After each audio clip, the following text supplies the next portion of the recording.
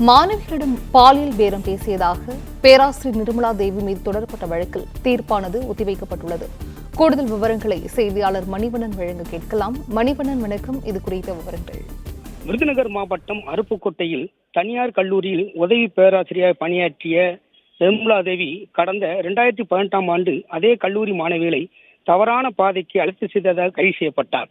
இவருக்கு உடந்தையாக இருந்ததாக மதுரை காமராஜர் பல்கலைக்கழக பேராசிரியர் முருகன், ஆராய்ச்சி மாணவர் கருப்பசாமி ஆகியோர் கைது செய்யப்பட்டனர்.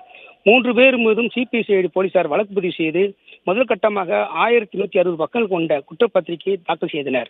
மேலும் 2வது கட்டமாக 200 பக்கங்கள் கொண்ட குற்றப்பத்திரிகையை சிபிசிஐடி தாக்கல் செய்தது. இந்த வழக்கின் சாட்சியல் விசாரணை முழுமையாக நிறைவேற்ற நிலையில் இன்று தீர்ப்பளிக்க இருந்ததாக நீதிபதி அறிவித்திருந்தார். இதில் கல்லூரி பேராசிரியர் முருகன், ஆராய்ச்சி மாணவர் கருப்பசாமி ஆஜரானார். ஆனால் இந்த வழக்கில் முக்கிய குற்றவாளியாக கருதப்பட்ட நிர்மலா தேவி ஆஜராகாத காரணத்தினால் வருகின்ற 29/4/2024 தீர்ப்பு வழங்கப்படும் என நீதிபதி அறிவித்துள்ளார்.